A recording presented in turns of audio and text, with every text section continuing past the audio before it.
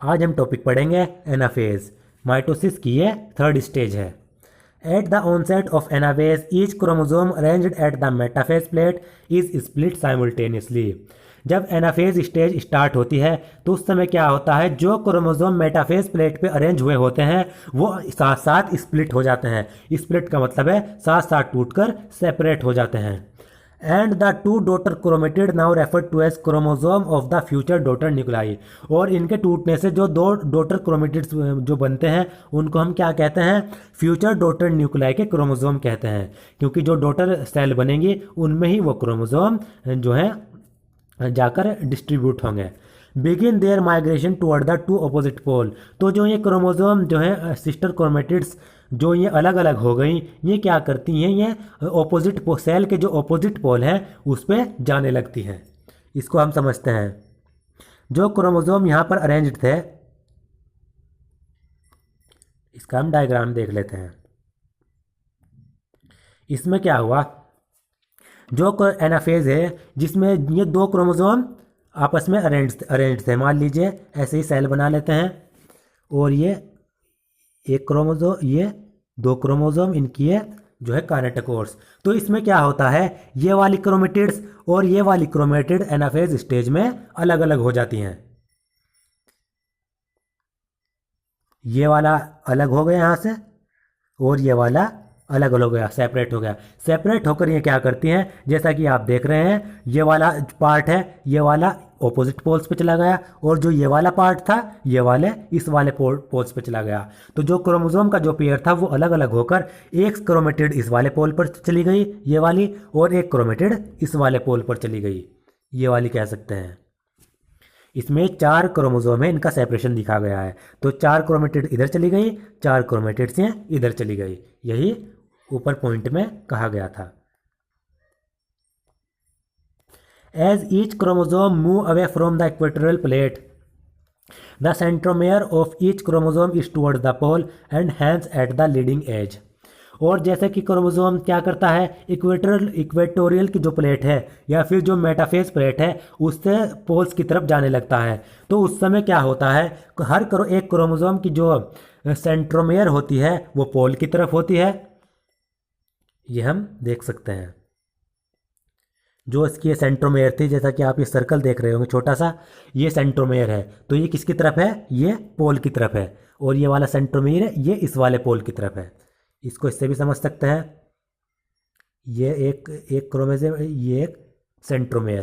तो ये सेंट्रोमेयर इस वाले पोल की तरफ, और इधर से इस वाले को अगर हम ऐसे बना दें, ये वाली सेंट्रोमेयर इस पोल की तरफ। तो जब ये जो है इस वाली मेटाफेज प्लेट से पोल्स की तरफ जाने लगते हैं तो इस तरीके से जाते हैं कि जो सेंट्रोमेयर होती है ये पोल्स की तरफ होती है या फिर इसकी सेंट्रोल्स की तरफ होती है, ये इसमें कहा गया है। Centromere of each chromosome is towards the pole with the arms of the chromosome trailing behind. और जो क्रोमोसोम के जो आर्म्स होते हैं वो नीचे लटकते रहते हैं, जैसा कि आपने देखा ये नीचे यहाँ पर ऐसे लटकते रहते हैं। This anaphase stage is characterized by the following key event. तो एनाफेज स्टेज में दो की इवेंट्स होते हैं। पहला है centromere split and chromatid separates. Centromere जो होती है वो स्प्लिट हो जाती है, टूट जाती है, और क्रोमेटिड्स अलग अलग हो जाते हैं। यहाँ पर सेंट्रोमेयर स्प्लिट हुई, एक क्रोमेटिड इधर चला गया, एक इधर चला गया। दूसरा, chromatid move to opposite pole. और जो क्रोमेटिड्स होते हैं ये अपोजिट पोल्स पर जाने लगते हैं, चले जाते हैं। तो ये दो पॉइंट्स हुए। अब अगली और लास्ट स्टेज है telophase stage. At the beginning of the final stage of mitosis, that is telophase. और जब the chromosome that have reached their respective pole decondense and lose their individuality. तो इसमें क्या कहा गया कि जब माइटोसिस की फाइनल स्टेज स्टार्ट होती है यानी टीलोफेज स्टेज स्टार्ट होती है, उस समय क्या होता है, जो क्रोमोसोम जो अपोजिट पोल्स पर पहुंच चुके हैं वो डिकंडेंस होने लगते हैं और अपनी इंडिविजुअलिटी खोने लगते हैं।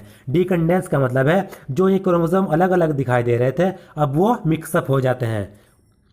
जैसा कि आप देख सकते हैं यहाँ पर क्रोमोसोम अलग अलग दिखाई दे रहे हैं, तो इनमें क्या हुआ, आपके डिकंडेंस हो गए, डिकंडेंस होकर ये मिक्सअप हो गए, जिससे ये अपनी इंडिविजुअलिटी खो देते हैं। यहाँ पर ये मिक्सअप होकर एक ऐसी स्ट्रक्चर बना लेते हैं।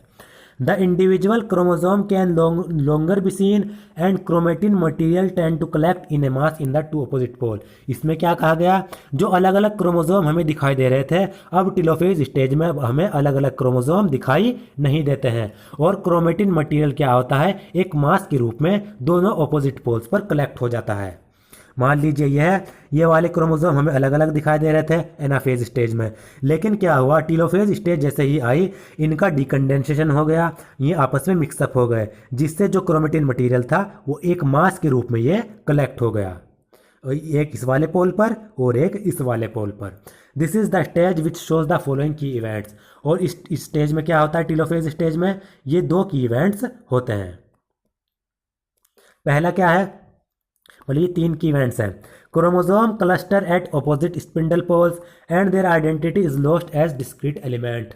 पहला इवेंट क्या हुआ, जो क्रोमोसोम क्या होते हैं, दोनों स्पिंडल पोल्स पर, ऑपोजिट पोल्स पर जो है अपना क्लस्टर एक गुच्छा बना लेते हैं, मिक्सअप हो जाते हैं, और उनकी जो आइडेंटिटी थी अलग अलग क्रोमोसोम की, वो बिल्कुल ही खत्म हो जाती है। डिस्क्रीट एलिमेंट का मतलब है जो अलग अलग दिखाई दे रहे थे। ये ऊपर मेटाफेज जो है एनाफेज में हमें अलग अलग दिखाई दे रहे थे, लेकिन एनाफेज स्टेज में जो है इनकी जो आइडेंटिटी थी अलग अलग क्रोमोसोम की, वो बिल्कुल ख़त्म हो गई। ये इन्होंने क्लस्टर होकर, इन्होंने मिक्सअप होकर एक ऐसी स्ट्रक्चर बना ली, एक इस वाले पोल पर और एक इस वाले पोल पर। दूसरा point, nuclear envelope assembles around the chromosome cluster. दूसरा क्या हुआ, जो प्रोफेज में जो न्यूक्लियर एनवेलप टूट रहा था, अब टीलोफेज स्टेज में वो न्यूक्लियर एनवेलप दोबारा से आ जाता है। यानी इस जेनेटिक मटेरियल के ऊपर ये आप येलो कलर की एक लेयर देख रहे होंगे, ये न्यूक्लियर एनवेलप दोबारा से आ जाती है। तो न्यूक्लियर एनवेलप कौन सी स्टेज में आई दोबारा से, टीलोफेज स्टेज में। और third, nucleolus Golgi complex and endoplasmic reticulum form. तीसरा स्टेज होता है जो प्रोफेज में न्यूक्लियोलस गोल्गी कॉम्प्लेक्स और एंडोप्लाज्मिक रेटिकुलम डिसअपियर हुए थे, अब वो टीलोफेज स्टेज में न्यूक्लियोलस गोल्गी कॉम्प्लेक्स और एंडोप्लाज्मिक रेटिकुलम दोबारा से आ जाते हैं। ये तीन इवेंट जो हैं इसमें बताए गए हैं।